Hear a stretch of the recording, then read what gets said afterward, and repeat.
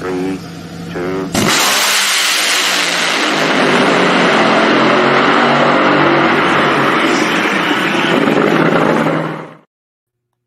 Drag racing fan, Competition Plus Power Hour is live right now. I'm the Monday Morning Racer, Lee Craft, and you can find me on Facebook, Instagram, Twitter, and YouTube as the Monday Morning Racer. And as I like to say in the world of motorsports, I'm the prop plane flying, rental car riding, driver interviewing, race capturing Monday Morning Racer. Woo! But I'm not your only host here for tonight. Also on the show is this man I'm bringing in right now. What's up, everybody? It's your man, Slammin' Sam. You can find me at Outlaw Performance ENT, and I am the co-host. But no, I'm not just the only one. I'm going to let you know something. Hey, we're both here. We're both ready to go. And we both love smashing that loud pedal because it does save lives. On the Competition Plus Power Hour. Well, Sam, look, let's dive right into it. Viewers out there, already 65 of you watching. Thank you. Yes, good evening to everyone. It's showtime. Let's feel the power. Let's dive into this. You in the comments section, what kind of year did you think the NHRA had in 2020? Good, bad, indifferent? Was it good overall? Needs a few tweaks here and there? Sam, my man, slam on it. How did the NHRA do this year? I think with the rough season we had this year, we had some conflicts, we had some battles. Obviously, we had a pandemic that we didn't know what to do with. But I think overall, we got a little sideways half track, but then I think we straightened her out. We got checked out by Safety Safari. You know, we had a bouncy ride. But I think in all, 2020 was a year to shake some cobwebs out. What about you, Lee? Yeah, I mean, you know, overall, man, I definitely think this year was a good year for the NHRA. But when you start looking at particulars, I think there are some glaring gaps in the sanctioning body as the NHRA. And what I mean by that, there were some PR ball dropping over the year, in my opinion. Yes, we got through the pandemic, got through the COVID regulations, had an 11-race season. That's great. Champions crown, races won. But there were moments such as dealing with the purse. I think that should have been dealt with completely differently. That is something that the NHRA should have went to the drivers, went to the teams, and said, hey, this is the situation. We haven't got a check from Coca-Cola. We're struggling. We need to keep this on the down low so that the rest of the world doesn't know professional drag racing is racing for peanuts, and these guys on the 8th mile, they can win all these monies in these one-off big races. I think they should have handled that better, or at least the PR factor of when you announce that you're cutting your purse, let them know that you haven't got a check from your title sponsor. With that being said, I definitely think, well, they did a good job picking up Camping World. Huge this year. I mean, my thing is this: we're professional athletes, right? You're not going to go to a football game and these guys aren't getting paid. So I think picking up Camping World was huge. Having someone in our market that is willing to step up and say, hey, these racers need to race for, you know, what they deserve. I think there was some things said around the year that may shake it up a little bit with a couple of people, but in all, I think we're moving in the right direction. I think we have a few guys and girls that won titles. That's going to be huge. It's going to be a story to tell everyone. I was a champion, not one in a pandemic year, but also in a year where we got a new title sponsor. No one else is going to get that chance. Yeah, no one else is going to get that chance. I think winning this year might taste a bit sweeter, even though it was some sour grapes of a year for what everybody was going through. To be able to look back and say, I was the 2020 champion, I think that's going to mean something unlike all the other years. I have to agree with what Kathy says here. I think NHRA had the best year that they could have possibly had. Completely agree. There are some of those moments, though, that I think they definitely have got to work on. Sam, how important is it for the NHRA to bring those purses back? And I think not only back, but beyond. I think what we have to do there is very important. I think if we don't, we're going to see car counts dwindle. You're going to see more drivers and more teams say, you know what, hey, let's pick these races that are strategic for us that we can definitely go to. It doesn't cost us that much. But I also think at the same time, you know, if you bring them back, I think you can see some more cars that maybe have set out this year, some big names that did because of different reasons. But I think you'll see more cars come back. I think we have to generate and make it known that, hey, we are the Premier League.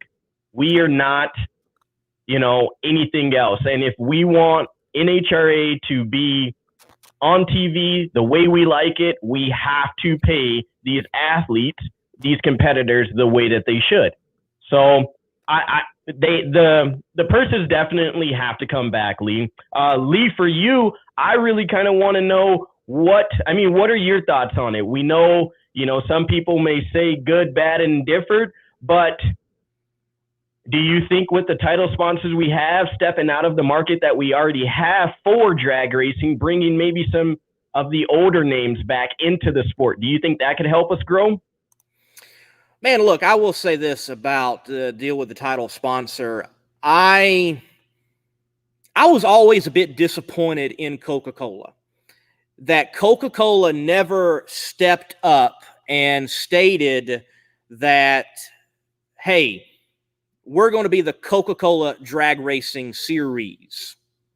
I think it needed to be that, with Powerade, Mellow Yellow being particular national trail event sponsors, not the full tour sponsor. So I feel like with Coca-Cola, we never got the premier deal.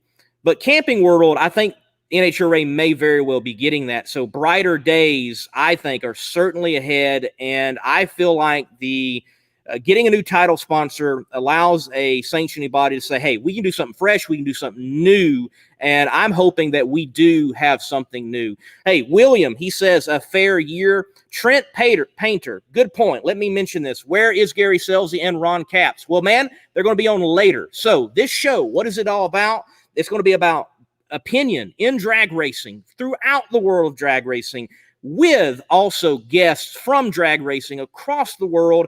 And here in a few moments, we're going to have our pit insider, Jeff Arend, to clue us in on a few things. So, Sam, the best championship run, and all of you out there, what was the best championship run this year out of the top four You're going to put me on the categories?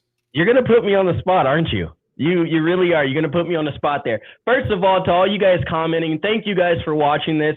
If you haven't already, please like and share this. Get the word out.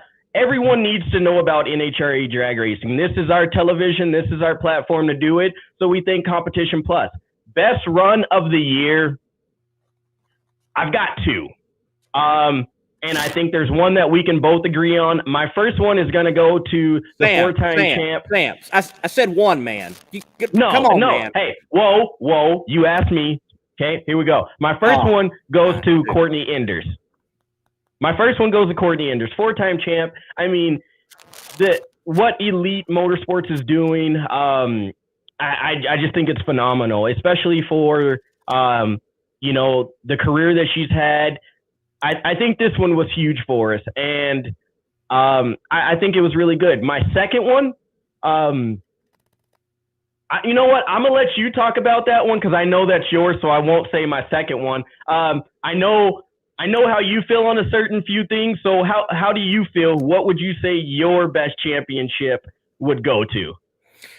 For me, when I was at the track, race in, race out, I'm looking at the points, and I like to see a championship battle that has a lot of players involved, not just two, not just three, but a lot of players involved, and that was Pro Stock Motorcycle. The stories with Matt Smith, Scotty Polachek picking up his first win, the potential for him going out there and possibly nabbing a championship, Harley, trying to get some edge on Matt Smith, but it seemed like nobody had anything for Matt this year as a rider and also as a team owner and tuner.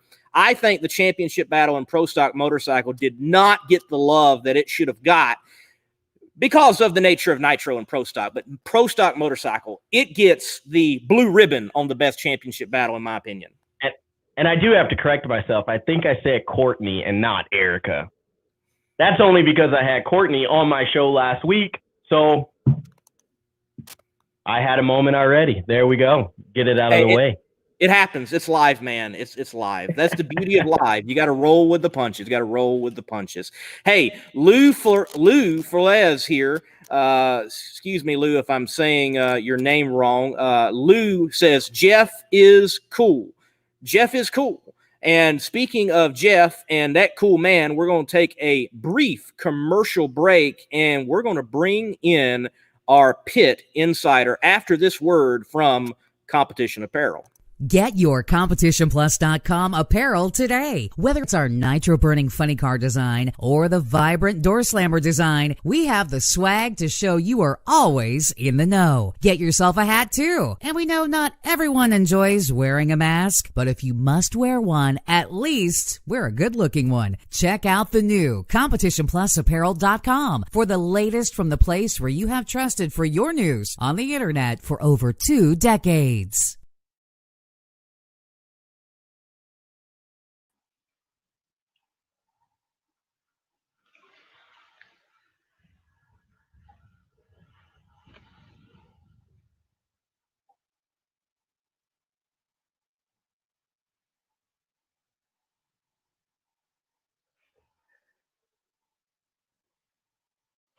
Hi there, Jeff Brand. I'm going to be your NHRA insider on the Competition Plus Power Hour. What that actually means, I have no idea. We tried to put this thing together in the last little while, and I think I can keep you guys informed on any stories that I hear during the long off season. But I also want to let you know, send me all your questions about the sport you've always wanted to know but didn't know who to ask. Every time I'm at the races, people come by and they go, how much does that tire and wheel weigh? How much fuel do you use on a run? So any question's fine with me. I've been involved in the sport of NHRA drag racing for over 40 years. I mean, in that time, I've driven for legends such as Paul Smith, Conaletta, Al Hoffman, Del Worsham, Steve Pluger, Don, Jim Head, and many more. So I got lots of cool stories for you guys. I've also worked for Frank Hawley's drag racing school on and off for over 20 years. So I'm pretty confident that whether you have questions about the sport in general, driving a car, working on a car, I can get that answer you're looking for.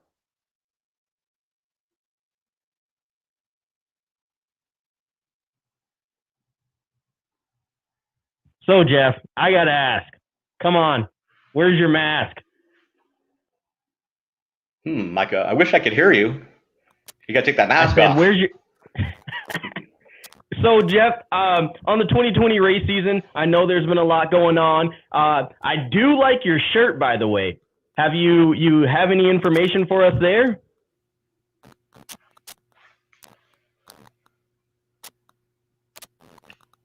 If you guys are talking, I cannot hear you at all. Oh, man. That's what happens when you're live, right?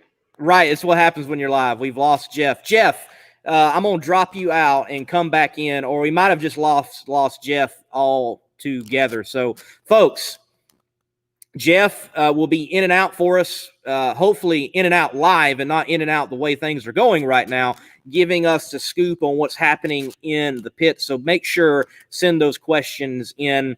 Hey, look, Paul Miller mentions Steve Torrance missing first race and coming back and winning it was impressive. Paul, I've got to agree, and not enough people keep in mind that they were not at Pomona, and yet he still comes and wins the championship. What do you think about that run, Sam?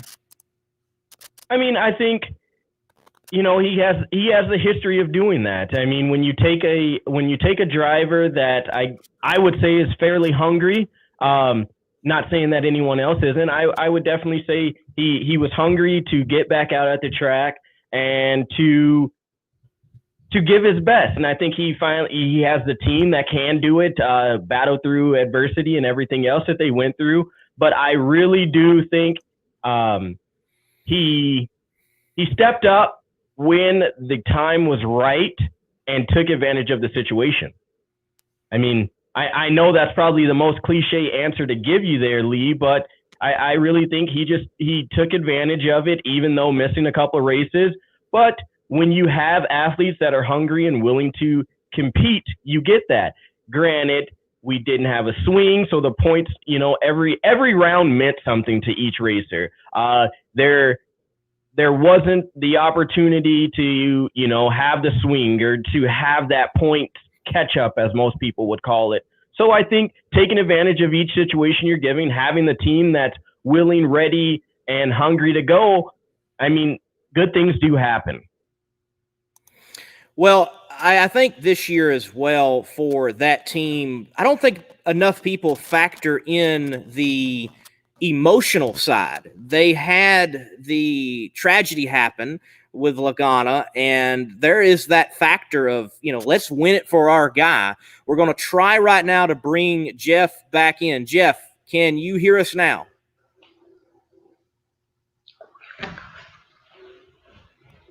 No, he cannot. We're going to take Jeff back out. Hey, we do have in the studio, though, Ron Capps. Ron, wave if you can hear us. All right, we'll bring Ron in here in just a few moments. Jeff, if you can hear us, sit tight. We might try to get you back in. But, yeah, they had that emotional fuel, so to speak, to go ahead and get that done, win it for their guy. Hey, Colton Jordan, the voice of the ADRL, he says this, I wonder what Erica would say if asked what's bigger for her, being the winningest championship female in NHRA or tying Greg and Jason on championships. You know what? On that, Erica whipped up on the guys retiring this year. Wow. That's just wrong of her. Yeah, I think she kind of put I wouldn't say a beating, but she kind of sent a message like, hey, I like you guys. I respect you guys, but, I still got this. So I think it's going to be weird being, a guy from North Dakota. I've actually had some motors built by Jason Lyon's family, by his brother. So that connection I have with Jason, seeing him, meeting him before, and just having that connection, I think that's really going to be weird with not having, that's kind of that comfort factor, as you would say, with a racer, pro stock. Hey, we got kind of the hometown hero. Really going to be weird not seeing him out there. Maybe I'll see him at some more local stuff around this area. But then, like you said, I made the mistake of calling her by her sister, but I think Erica, she's very hungry.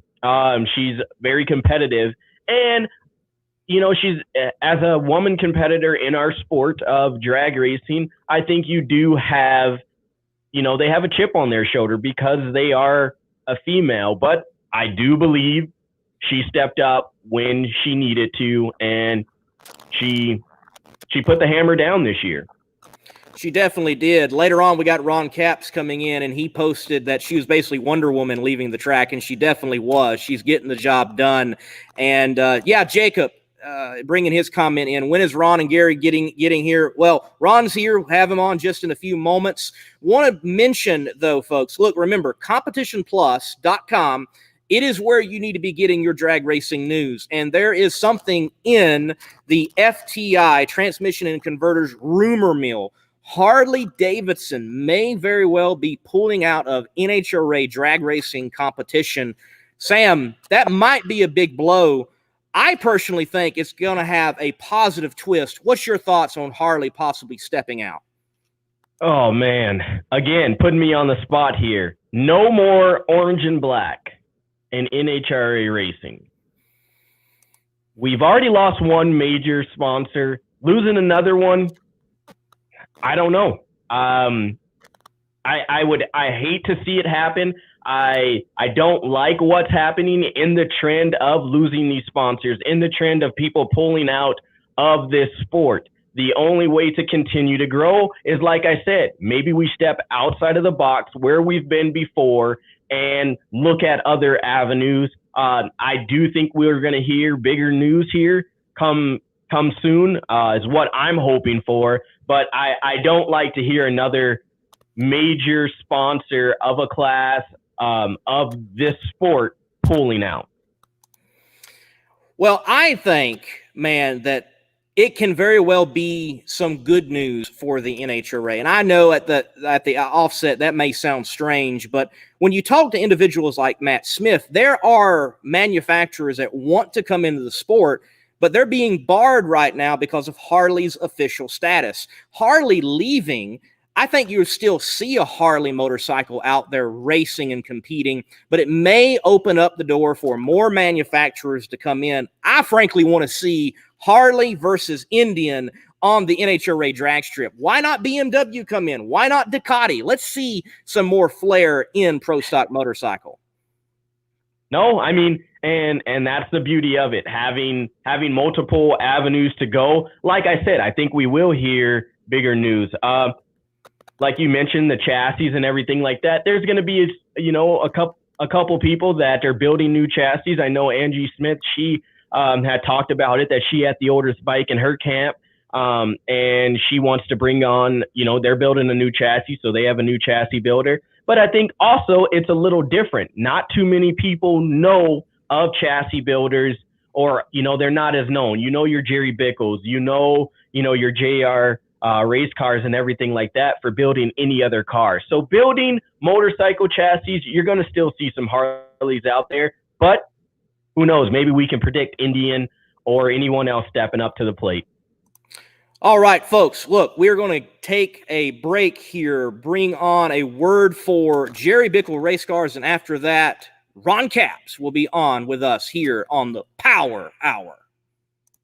In the race for quality, there is no finish line. Jerry Bickle Race Cars is a one-stop chassis shop for drag racing performance parts and race components. For over 50 years, Jerry Bickle Race Cars has been an essential part of racers' plans for building world champion race cars. Our parts department is stocked with every part a racer might need. Log on to jerrybickle.com for more information. We build anything with doors. jerrybickle.com.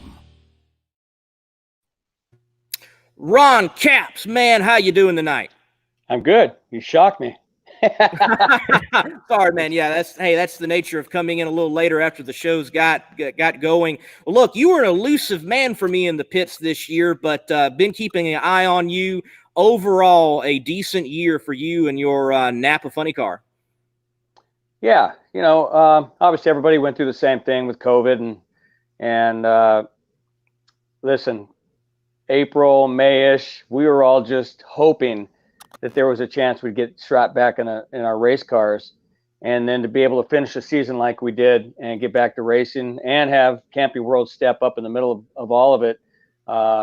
Pretty good considering the way that we were all sitting at home thinking it was done and there was going to be no more 2020 NHRA season. So I thought we did well. We came back slow with the first couple Indy races, and we won there at Indy, and then went down to Gainesville and won the Gator Nationals, which was awesome, and had a real good chance to win at St. Louis, and number one qualifier in Vegas, and then a good chance of winning there. Actually, out on Hagen in the final before it decided to quit on me.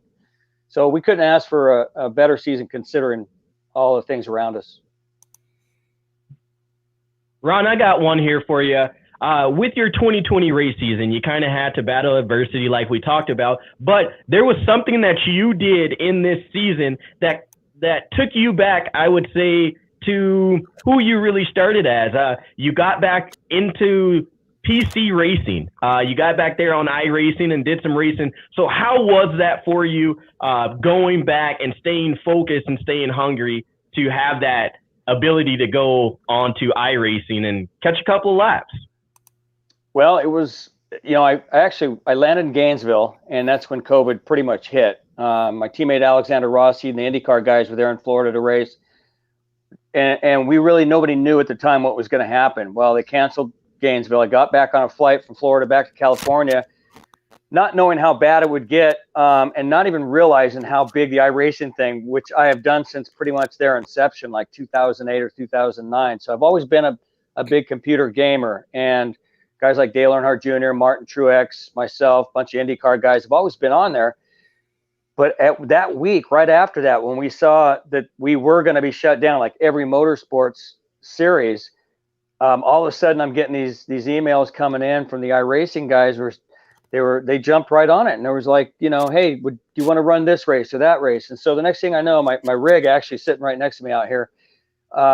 Next thing I know, I'm in a chat room with Helio Castroneves and Scott Speed and every NASCAR guy, Kyle Busch, and we're racing sprint cars somewhere, or we're racing road race cars somewhere. Then they started sort of an IROC series. Next thing you know, we're on Fox Sports 1 on Wednesday nights, and we're doing that with almost 1 million viewers. And it just grew and grew and grew. So I never saw it getting that big. I always talked to people about how cool it was.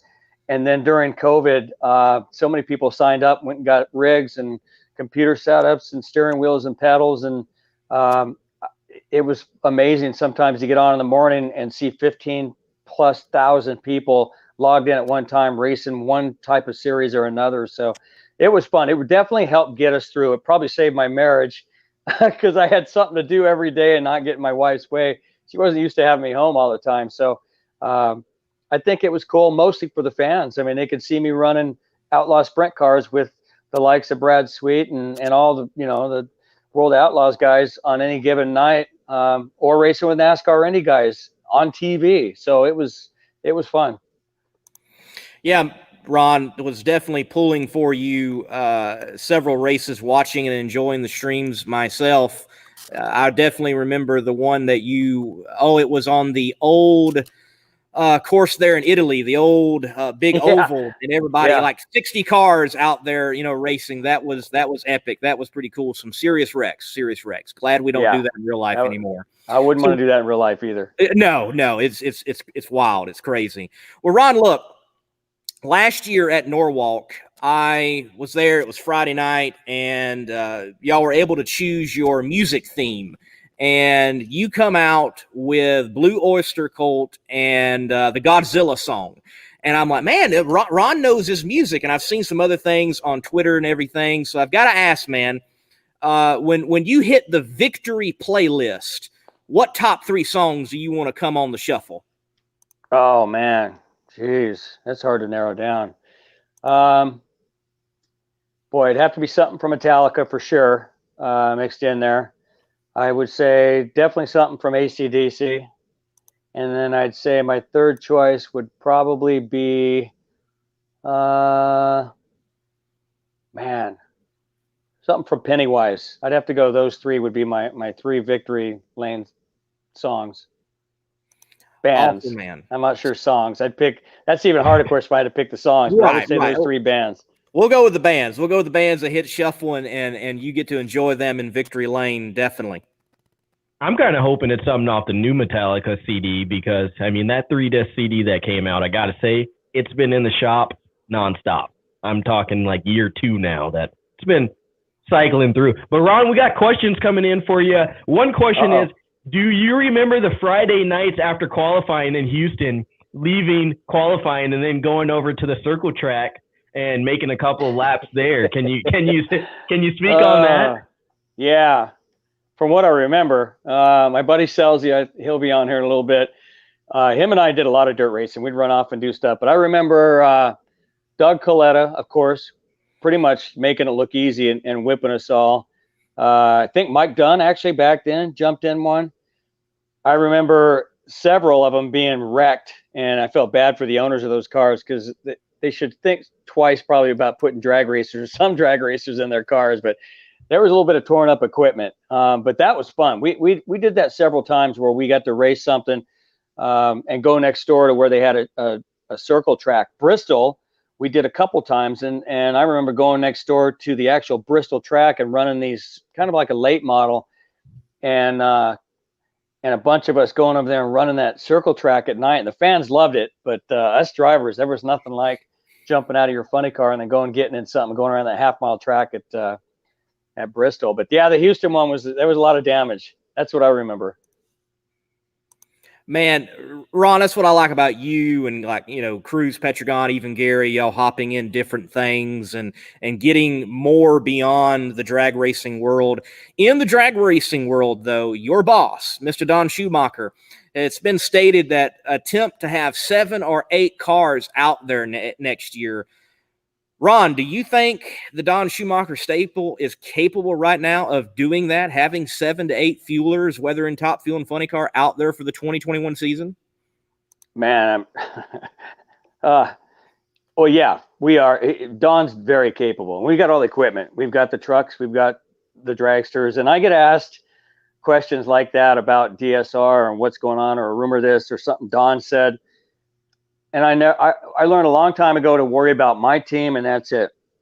There's been times when there's been a team that's going to run a race, and I didn't even hear about it or know about it until I showed up on Friday to qualifying. And the media or other people knew about it before us on our own teams. So we just kind of do like this, and we mind our own business. I started over there at Don Schumacher's with the Brute car with Ed the Ace McCulloch as my crew chief. Now Ron Tobler since 2012, and you just never know at DSR. But he has the equipment. He's got plenty of parts. I hear rumors all the time about different drivers. We worry about our sponsorship in Napa, and it would be amazing if he could run 4 dragsters next year, get funding for Tony for sure. And I hear all kinds of rumors about who might be in some of the other dragsters, but I think we got enough to worry about with our own team. Definitely. I think keeping the blinders is a wise thing, man. Well, look, before going back to Sam, let me bring in this fan question.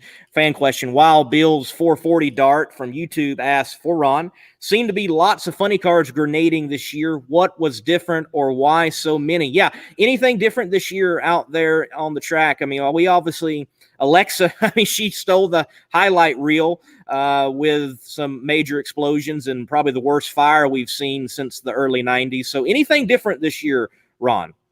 No, the instances that we had personally were all different. It wasn't some kind of a trend happening where a certain thing was failing or this or that was going on. We saw some pretty big boomers. We saw a lot of boomers that the fans may not have thought were boomers because of the pressure reliefs that we have now with the bodies that saved a lot of bodies from flying off or being cut in half, and like we saw in the past.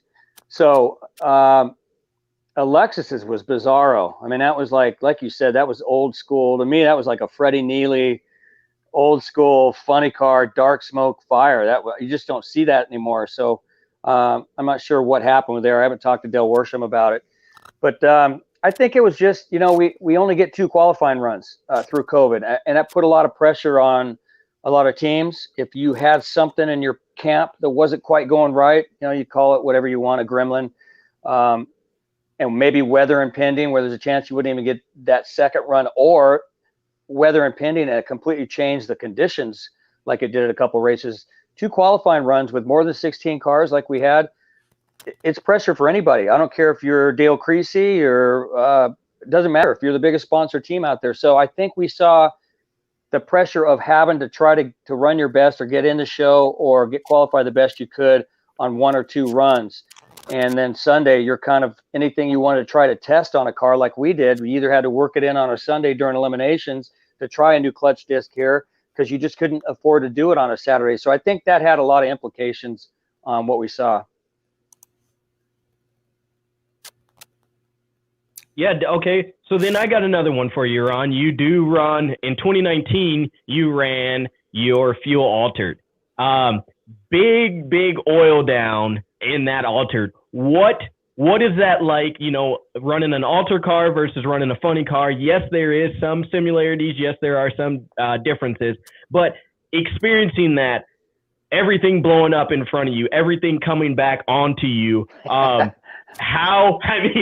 I've never got to do it. Thank God, none of my race cars that I've owned have blown up in front of me. No big nitrous backfires or anything. But especially there in 2019, when you had that, and at the March meet, when you had that big oil down, and you were pretty much covered in oil. What is that experience for? 99% of us have never experienced that. So what is that feeling like strapping into that car, knowing, hey, this could happen this pass? Well, the car is owned by the Herzig family, and Brian Hall, who's a guy that runs a lot of nostalgia stuff, tunes and pretty much got that car ready. And we had a bunch of cool people showed up. That car, the body is an ex Mike Sullivan car, which is one of the most prolific fuel altered pictures of all time. I think it was at Orange County Raceway. Of the car sitting at the starting line, and it was a centerfold out of, I think, Hot Rod Magazine. I had it on my wall. So that is the same body of that altered, although it's a different chassis that was built. So there were a lot of history. When I looked on the firewall, it still had like 1970 U.S. Nationals. I think it had an Orange County tech sticker on it. It's pretty cool. So you got to imagine this Phil Altered has 0 downforce. That little Topolino body had no windshield. It's got no wing on it. And it's a short wheelbase, like shorter than our funny car, 100 and something, 110 inches of wheelbase. So it's insanely squirrely, out of control feeling. Everything you would think by watching a Phil Altered, it was. 2019, it did. It pushed the gasket out, got me soaked with oil. I'd never done that before. And J.R. Todd, of all people, who was watching the stream live, he was joking with me. He texted me that night. He goes, dude, you need tear-offs like we run with the sprint cars and when I'm gone on dirt racing with them. So that had me thinking all year long. And so I got asked to go back and drive the car again at the 2020 March meet. So sure enough, I got my dirt helmet and pulled all my tear-off stuff off, and I had tear-offs on it all weekend. And I had to use it once. It got a little bit of oil on me, but there's no windshield in that car. Again, it's probably the most unnerving, out of control feeling race car I've ever driven in my life. It put the biggest smile on my face of any race car I've ever driven in my life. And then, of course, you're at the most historic drag race in the world, for me especially. The March meet goes back to when I was a kid. So you put that all together, and then to win that race was it makes me smile still to this day. And I've got the trophy in the house. It is something I grew up going as, you know, I was in my mom's belly at one of the March meets. I mean, that's how long ago I've been going to that race. And it meant so much to my dad when he raced. So it was such a fun day. And I'm looking forward, as it is right now, the March meet will be the first race of the season, because it is going to be before our Gainesville race is coming 2021 season starts. So I'm excited to get back and strap in that thing. All right, folks, we're going to try to bring Jeff Arin back in. We had some technical difficulties earlier, so we're going to bring Jeff in, and we've got a technical question that we're going to let the Pit Insider answer for us. So let's try this and bring Jeff in. Jeff, can you hear us? Yep, loud and clear. All right. Yeah, we can hear him. Welcome back. Welcome back. Well, look, Scott asks this on the burst panels. How hard is it to replace them? You burst them, you got to replace them. What's involved there, Jeff? If you're talking about the ones in the manifold, they're pretty easy to replace. They usually have some of them have a big like kind of O-ring deal that holds them on. Other ones have studs and nuts that hold them on. The bigger teams, for the most part, will replace them between rounds. So definitely something you want to take care of. You know, the blower boost in the manifold can get up as high as 60 pounds, and those burst panels go off somewhere between 65 and 70 probably. So you want to make sure and replace them so they don't wear out and just open up on their own. All right, Jeff, we didn't expect to have you in this late in the show, but since you are here and we got Ron here, Ron, Jeff, any moments where you had a burn down or some words at the end of the track, or has it been a pretty cool relationship over time? Talk to me. No, actually, gosh, I can't remember. Jeff and I have a lot in common. We've done a lot of nostalgia racing. Dale Worsham's a mutual friend, and we spent a lot of time, probably more good times at Famoso at the March meet and the Hot Rod Reunion and that crowd than anything else. But Jeff's one of those guys that can jump in anything. Shoot, one year, I think, didn't you jump in one of Force's cars one year, Jeff, or no? No, not one of Force's cars, but everybody else's.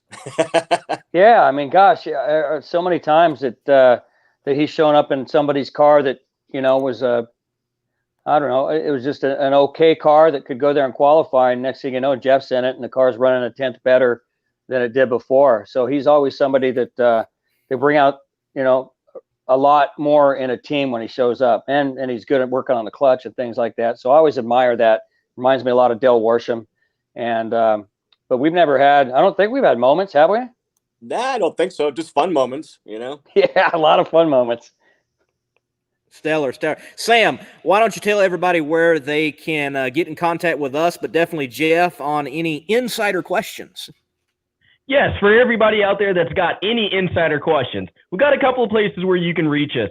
First, drop them in the comments below like always, but then you can email us, reach out to us, send us your questions ahead of time at powerhourcp@gmail.com. Again, our official email for the Competition Plus Power Hour is on powerhourcp@gmail.com. All right, folks, get those emails out and let's have those questions for next week. We'll be back next week. Ron, a question directed directly to you from Wild Bill's 440 Dart. He asks, set aside favorite racetrack. What is your favorite track to run on? Track where you know you'll lay down some numbers, best surfaces. So what track out there on the tour is that? Perhaps Maple Grove, maybe?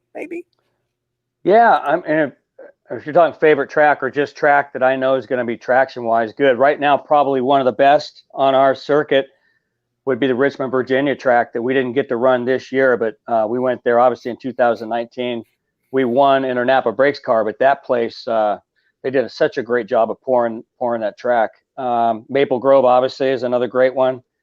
Yeah, just traction-wise, I'd have to go through some of those that are, the flat, new, poured well, good concrete. Those are probably the ones that come to mind. Yeah, so my first time at Virginia Motorsports Park was this year filming a PDRA race, and I stepped on the track on the patch of rubber, and I was like, this is different. This is not what you usually feel. And Adam Lambert, like the best shock guy in the world with precision racing suspension, I looked at him and said, dude, what is up with this track? And he's like, this is the stuff.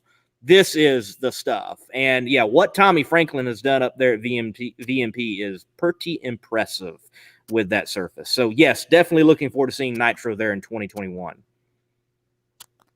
I got a question here for you, Ron, just to kind of get it all out there. What is it like for you strapping into that car? Do you have a certain routine? I know, there's other drivers that give everyone on their team a fist bump. Myself, I ref hockey and drag racing and everything. My superstition was everything on the right side goes on first, and then everything on the left side goes on second. Is there anything that you've kind of gotten to that routine that you have to do superstition-wise? I would say no, and then I'll forget to do something I normally do, and then I'll have to back up.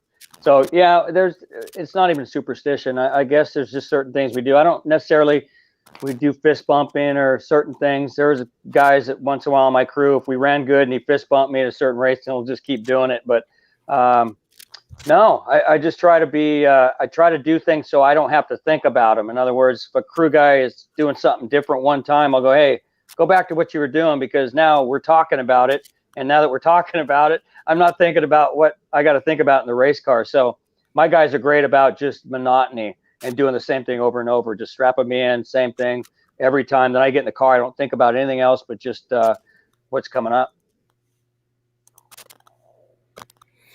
No, and and go ahead. Go ahead, Sam. No, and I know for me, there for a while, it was, I couldn't cut a light to save my life. So it was like, okay, what am I doing differently? Like I said, everything on my right side goes in. Everything has to go on. I do my belts the same way every time. So that's just a lot of questions that I think people would want to know. Pre-game rituals or pre-race rituals, favorite meals, anything like that. And I know the biggest thing is going to some of these tracks, you have to have a certain spot that's your favorite place to go eat. So what is Ron Katz's favorite, racetrack to go to or favorite meal? We don't even want to go there, do we, Jeff? Yeah. There's places I love to go, and we love to go as far as my friends and people we hang out with, and we do the night before. But it's become something over the years for whatever reason, breakfast. But I mean, usually it's dinner, and it depends on where we're at in the area. I've been driving now for 22 years straight as a professional, and so you learn these little places that are cool. The locals, you get to know them, and so yeah, I don't want to blow any place up that next time we go out, it's going to be packed with people that we may not want in there watching what we do in there the night before a race, but.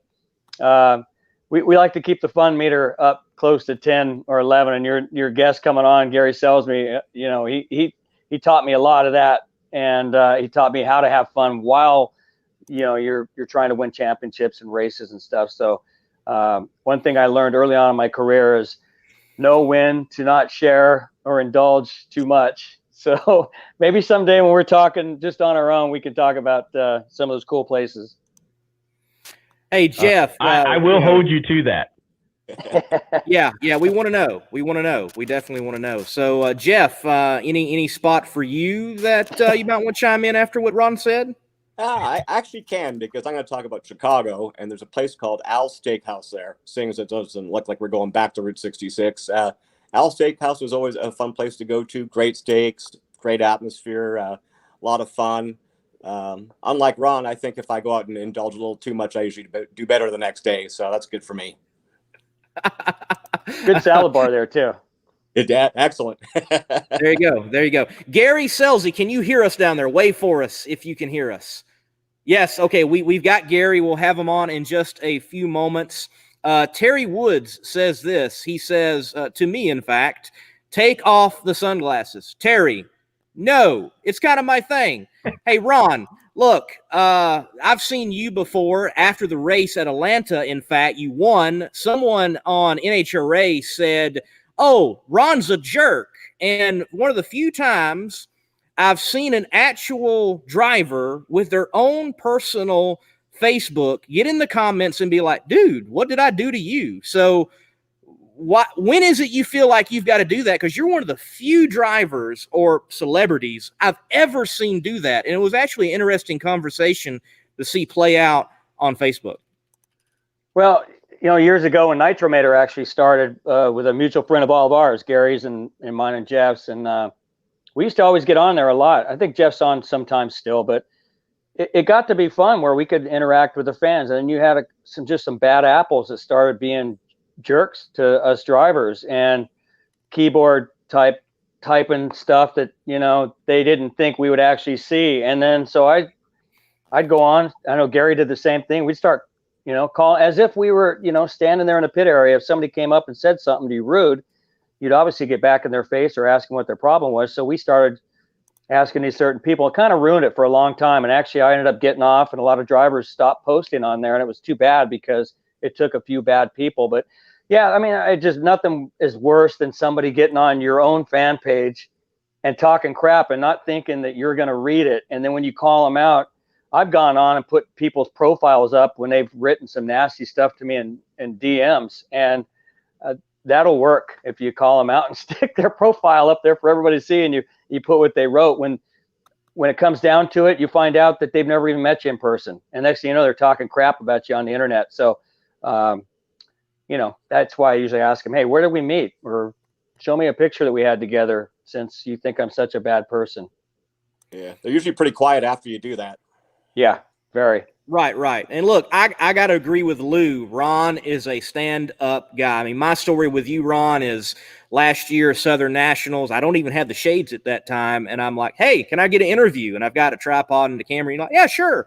And we talked about drag racing and fast food and going on Bonneville Salt Flats. So, I mean, cool deal. You're a cool man. Hey, well, speaking of me off cool here man, and get Scelzi on so I can log in and watch Scelzi. We're all here for Scelzi. I know we're all fans here for Scelzi. Yeah. Well, so we're gonna bring him in. Take my Brady Bunch square out.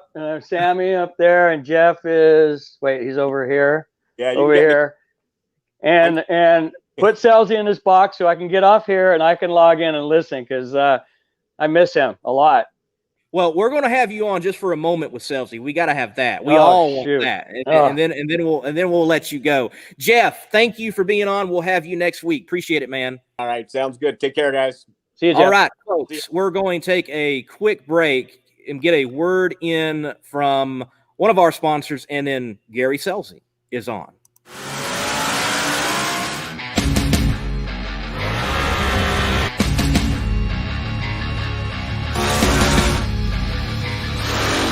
On the street, in the water, or at the track. If you drive it, we can fuel it.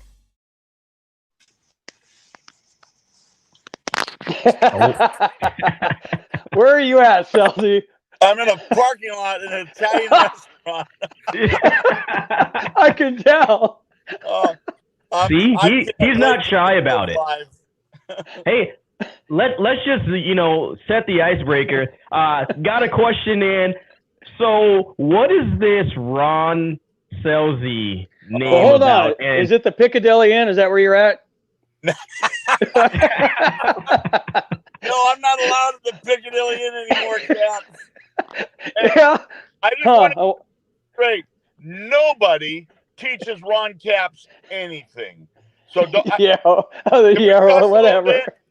Can we say a couple words that aren't publicly correct? Yeah, you can do all you want. You got no sponsors on here. You're right. Let me tell you something. Ron Capps is full of shit because nobody teaches him anything. He's a criminal in disguise, and he's got that baby face that everybody believes him, and he's a criminal. I'm telling you. I may be sitting in a stolen car right now, but Ron Capps is a criminal. Somehow I believe that. So, a question was asked. We need to, having you guys both on, we need to hear the story of the smiling truck or the smiling car. So, whoever wants to take the lead on that, yes, that was brought to you by Competition Plus. I don't know if the statute of limitations are up yet. We cannot make a statement at this time. Council said that we are no longer allowed to speak about this. So I got to tell you, so Ron was always there for me whenever I needed a favor. And I always got roped into doing these charity dirt races. So Tony Stewart and Danny Lasowski, when Danny used to drive for Tony, always had these races going on. So we were racing in St. Louis, and the dirt race was at Sedalia, Missouri. And Ron and I met at the racetrack at St. Louis, and then we went and got a rent-a-car to drive to St. Louis. So we hop in this car, and we went about a block. I think Ron was driving. I'm sure Ron was driving. And we get a flat tire, so he spins her around, drives her back on the rim, and said, hey, we got to have another car here. So this pretty girl was working behind the counter, and I don't know what really happened, but I'm sure I had nothing to do with it. And we were flirting with her and teased her, and somehow it got written down as Ron Capps, or Ron Scelzi was renting this. It ended up being a pickup. With your credit card, too. Yeah. Yeah, thanks. Yeah. So, but we did buy the insurance, and I don't know why we did. Honestly, I don't know what possessed us to do that. So anyway, we smoke it to Sedalia, and then was it the night before or no? The night before. Yeah. The day before is the golf tournament, right? Yeah. So why don't you tell them about the golf tournament there, Ron? I don't remember anything. You keep going. So we did it for, I think we did it for almost 10. I think we did it for 10 years straight. And we had these normal guys that would pay big bucks to play with Ron and I. And these guys loved to drink. And Lasowski was doing the IROC series at the time. And that was sponsored by Crown Royal. So every golf cart had a bottle of Crown Royal in it. So every hole it started out at the end of the hole. The last guy make the putt, you take a swig for the kids because that's what it was for, right? The Michael Ross Foundation. So then it got to be every swing you took a pull. And then it was just keep pulling. And there was no taking a drink. There had to be bubbles come up in the bottle. Anyway, so then myself and Ralph Shaheen and Ron gave a bunch of stuff away to for auction. And God, I guess this was about midnight. And it started to rain. And our hotel was across about a 40-acre field. And Ron and I, being good Samaritans, knew we would never drive under the influence because that's not cool. So I'm sure it was Ron. I'm positive it was Mr. Perfect that said, hey, Scelzi, we could just drive across that field and get right to our hotel and never go on the street. Well, you know what? I've never been one to argue with Ron for being the smartest guy around because he's definitely that guy. So Ron, you drive. We threw our golf clubs in the back, and it was Ron, myself, and these two guys we play golf with. And he gets going across this field, and it was kind of slippery. So he says, well, I'll just mat it, right? So we don't get stuck. So he mats this Ford pickup. And I mean, we start to trucking across this field. And we're spinning and sideways and just laughing like Dukes of Hazzard. And the next thing you know, we hit this ditch. And I mean, we didn't just hit this ditch. We hit this ditch. And for, I'm going to tell you, at least 5 seconds, it was dead silent. We were in the air. So all of a sudden we land, we nose this thing into the dirt. We all about break our necks. And about 5 seconds later, all the clubs land back in the bed of the truck.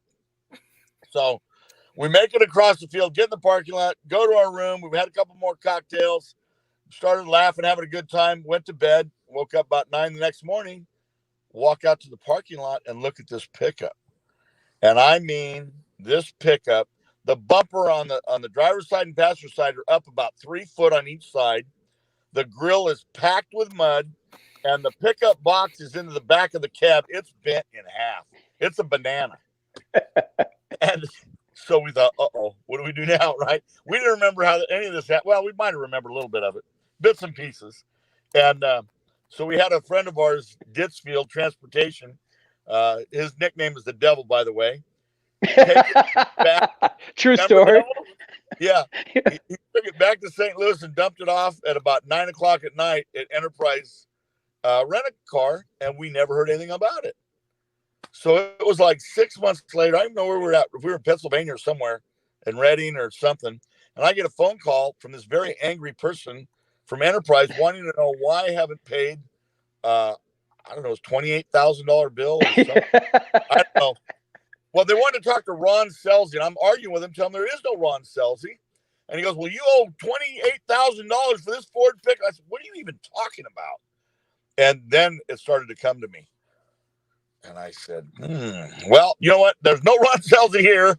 Don't know that I can help you, but I'm pretty sure those guys had insurance on that truck, and I'm not paying anything, and hung up the phone and never heard back from him. When I went and told Ron, he thought I was bullshitting him and that I was lying about the whole thing. And I'm telling you, I was not lying. It was one of many escapades with Mr. Perfect there. Dental commercial with that smile.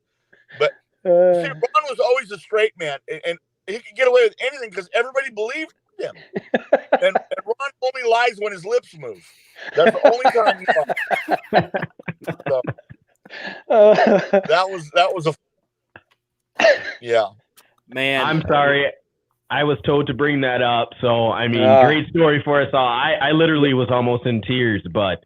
Yes. Wow. Yes. I mean, your next show, you need to get Corey Mack and Del Worsham and J.R. Todd and talk about the Piccadilly Inn in Fresno, where he's probably sitting in a parking lot and ask how we almost all went to jail and almost ruined a guy's car with 20 tacos spread all over his rental car.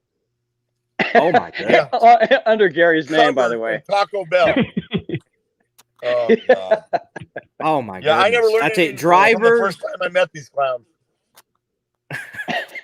Drivers and racers in rental cars. The stories are endless. Definitely, Gary, Ron. And before we let you go, Ron, I want to ask another interesting story, kind of behind the scenes from the ESPN days. There's many skits with Scelzi. My personal favorite is the one where he's going from team to team and they all blow up. I think that one was fascinating. But there's another one about the inception of the term drag racing. Where did it come from? And by the end of it, Ron Capps is in drag. Dude, how did they get you? Who had what on you to get you to do drag on national television, man? That dude right there. He talked me into some of the stupidest stuff I've ever done in my life. And the thing is, I never said no. It was right away. I was like, all right, what do I need to do? And one time he had me massaging him like I broke into his motorhome, and they had a masseuse that used to run around, Jody. It's a really nice girl. And the joke was she's massaging him, and I sneak in and push her out of the way that I'm massaging. He's talking away, and he turns around. It's me instead of her. Little things like that. But he had an idea about doing something about what's drag racing. Next thing I know, I come home between races. I asked my wife for one of her blouses and her clip-on earrings, and we put lipstick on me, and there I was.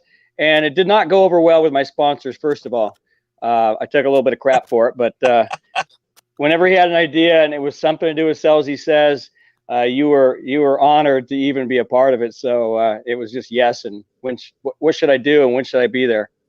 And guess what? That black beard, he was pretty as a woman.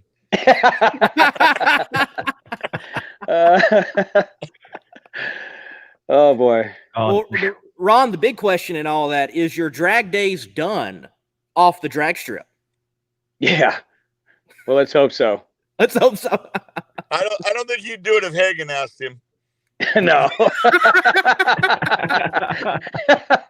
And I know if Beckman asked him, Beckman would want to be the one dressed up like a woman. I'm not even touching that. Wow. Here we go.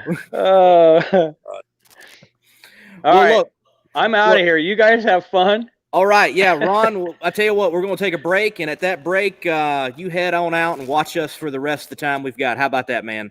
Yeah, looking forward to it. Thank you for being on, sir. All right, Gary, say hi to the kids. Give Julie a hug. Good seeing you, man. See you, Ron. All right, dude. See ya.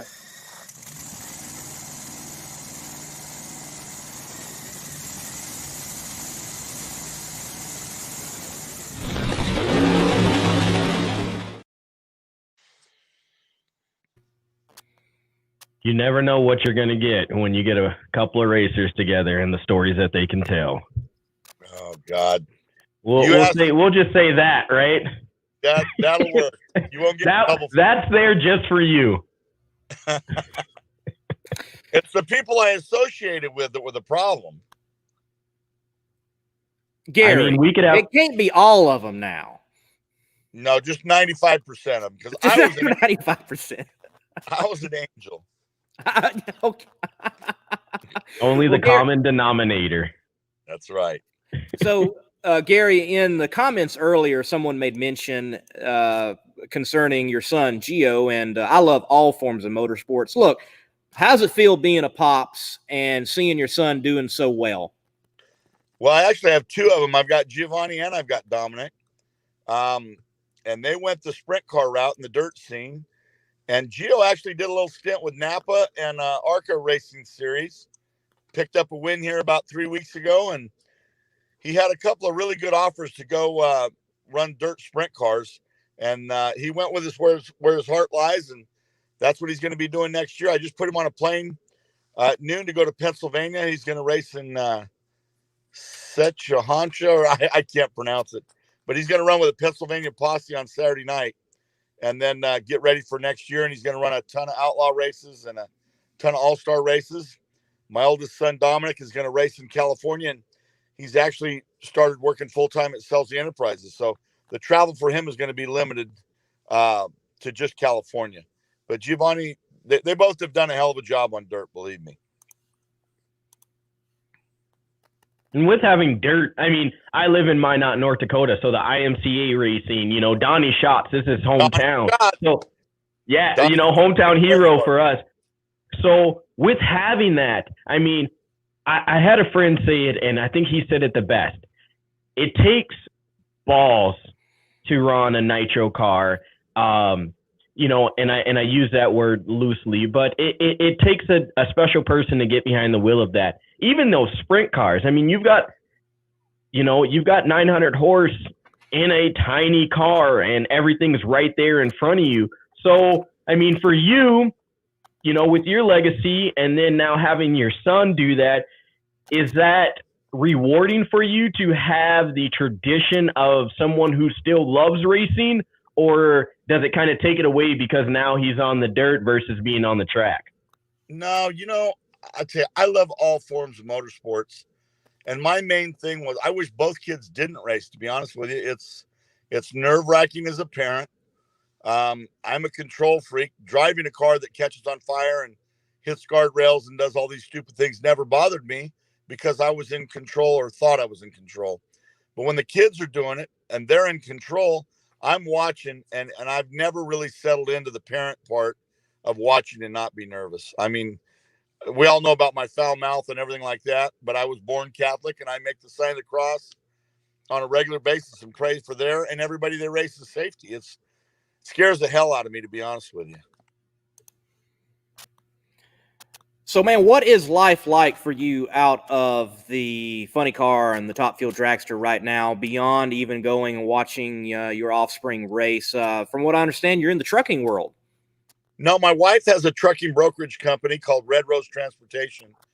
And for 41 years, my brother Mike and I build truck bodies here in Fresno, California. And it's been very good to me. We have 420 employees.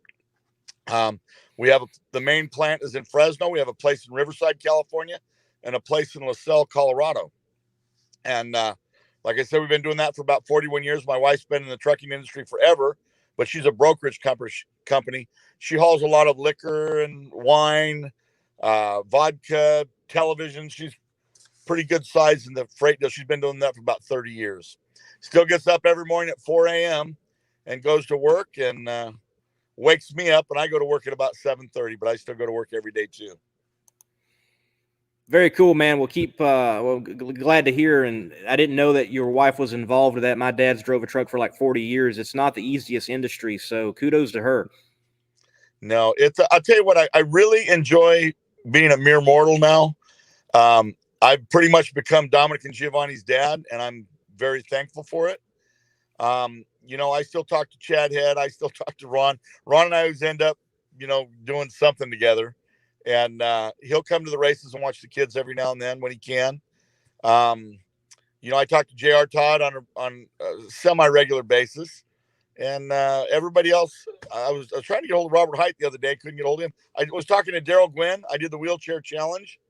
Daryl goes to a lot of the races that the kids are at. He's a big Roundy Round fan. But I still watch every Sunday. I still watch the drag races. I still love it. It's still exciting to me. Once you've done it, it's just habit. You love it, and you're never going to get it out of you. So it's kind of being said in the comments, that's kind of right up your alley. How many of those trucks stop by the house? So I'm kind of wondering, maybe are they implying that some of those trucks that have, the vodka in it or some of the wine, or are you taking those on the road with you when you meet up with Ron? I cannot make a statement at this time. No, those trucks never make it by my house. Trust me. They go from where they're going to wherever warehouse or place that they've got to be, their destination ends up, and never at my house, unfortunately. Man, you gotta talk to the wifey and be like, hey, just let one slip on by. I mean, just yeah, I got to talk to my wifey. The problem is she doesn't talk to me. 32 years of marriage, and she pretty much got my number and all my friends' numbers. Oh, man. Mrs. Scelzi, do not watch this show. Oh, my goodness. So, Gary, look, you mentioned, the guys and trying to stay in connection with them and who you do stay in contact with. All right, I know you might not miss being in the car, and you've been very adamant why you got out of the car and why you're not there, but what do you miss about the guys? Friday night, a Saturday, the camaraderie. What about the circus, as it were, do you miss? There was a handful of guys, less than a handful of guys that you were close with. Thursday night when we get into town, we'd always go to a bar or go to a restaurant.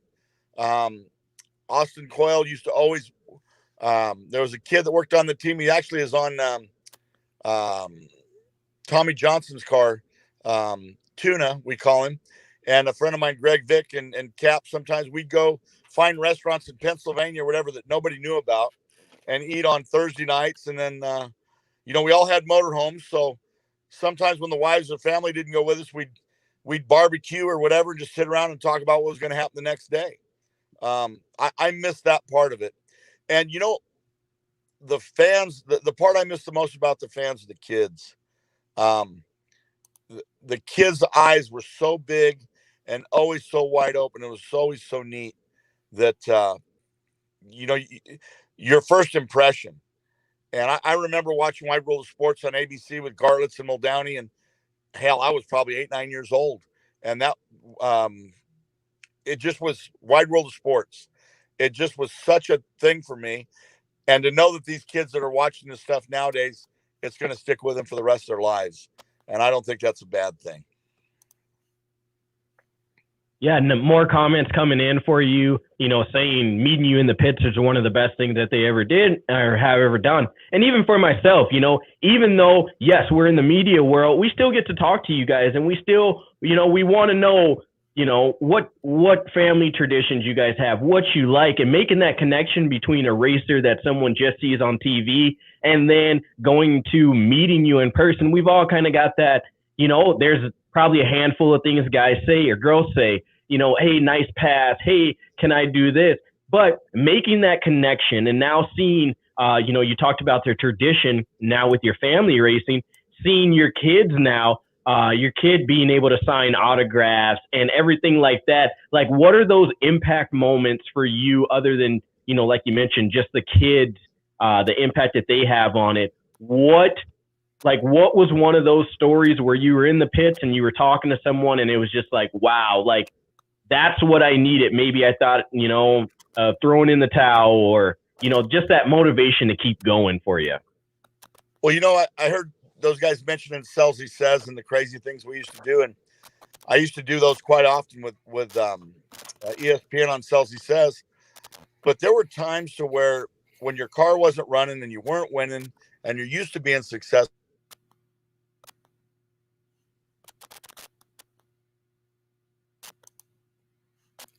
We lost Gary. Folks, Scelzi says his phone died. I probably so. We're going to remove Gary. We'll give it a few moments and wait for him to come back. Oh, we got him back. Okay. A call came in and ruined me here. All right. You're good, Gary. Go. Okay. When you're down in the dumps, I remember the cameraman for ESPN. I said, look, I just don't feel like being funny. My car's not running. We're not winning. I just, sometimes you just take it to another level that you shouldn't. And I don't remember where we were at, if it was Bristol, Tennessee or somewhere. And a kid about 10 years old come by and wanted an autograph. He goes, Scelzi, you're still the greatest. And I thought, man, this kid doesn't really give a damn if I win or don't win. But we all take it so seriously. Sometimes we forget about the people, and like there's people with illnesses, there's people with,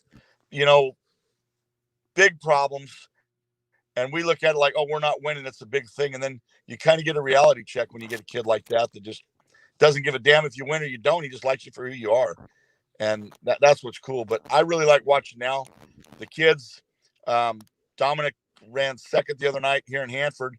And there was a line a mile long, and he's putting little kids in the car, letting them take pictures with him. And I just thought that was so cool that, he genuinely loves being a race car driver, but he loves the people that come to the races, and he loves the kids. And Gio's a little bit more shy. He's a little bit more subdued. And, he's great with the people once he knows you. But, Dominic is really outgoing and over the top. But they're both great with kids.